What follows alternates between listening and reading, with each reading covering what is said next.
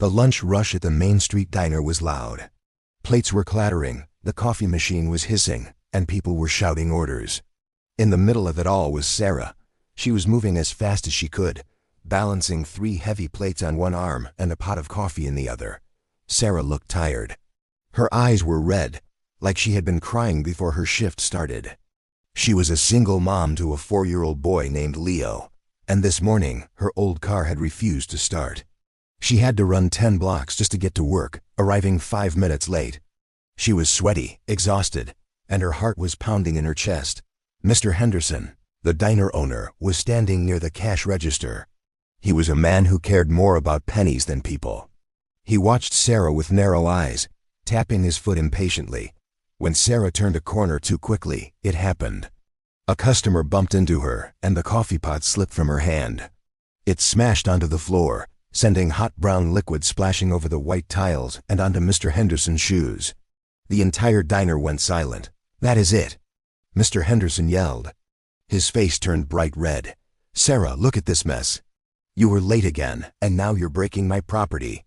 "I'm so sorry, Mr. Henderson," Sarah stammered, grabbing a towel to clean it up. Her hands were shaking.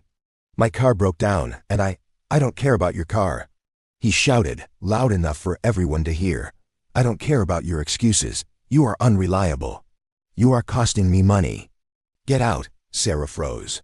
She looked up from the floor, tears filling her eyes. "Please, sir, I need this job. Leo needs braces, and rent is due in 2 days. Please, just take it out of my pay." "You don't have any pay coming," Mr. Henderson spat. "You're fired. Take off that apron and get out of my diner." Sarah felt like the floor was opening up underneath her. The humiliation was burning her face. She slowly untied her apron, her fingers trembling. She felt small and worthless. She thought about walking home to her son with no money and no job. A single tear rolled down her cheek. That was when the man in the corner booth stood up. He had been sitting quietly, eating a sandwich and reading a newspaper.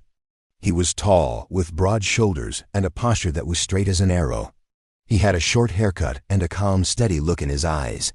He wore a simple t-shirt, but there was an air of authority about him. He was a Navy SEAL, though he didn't wear a uniform.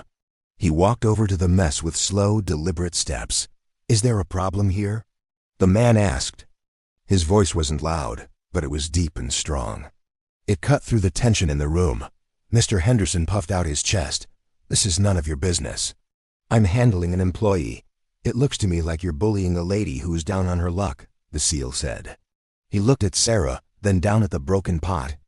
He reached into his pocket, pulled out a $20 bill, and dropped it on the table.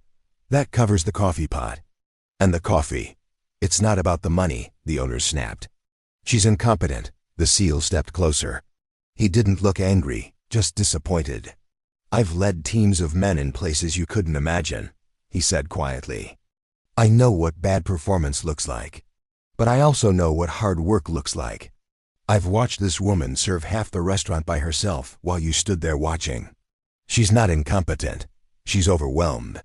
And you're failing her as a leader." Mr. Henderson opened his mouth to argue, but he couldn't find the words. The stranger's presence was too commanding. The SEAL turned his back on the owner and looked at Sarah. His expression softened completely. It was kind and gentle. "Ma'am, pick up your things," he said. I don't have anywhere to go," Sarah whispered, wiping her eyes. "You do now," he smiled. "My sister manages the logistics for a large shipping company just down the road. They are looking for an office manager. It pays double what you make here, and you get weekends off to be with your son. I just texted her. She's waiting to meet you." Sarah stared at him, unable to believe what she was hearing. "Why? Why would you do that for a stranger?" The man shrugged. "Because we leave no one behind. And you look like a fighter." He picked up her bag and handed it to her.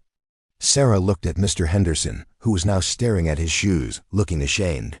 She didn't say a word to her old boss. She just took her bag, lifted her chin, and walked out the door with the stranger. As they stepped onto the sidewalk, the fresh air hit her face. For the first time in a long time, Sarah didn't feel afraid of tomorrow. She felt safe, and she felt hope.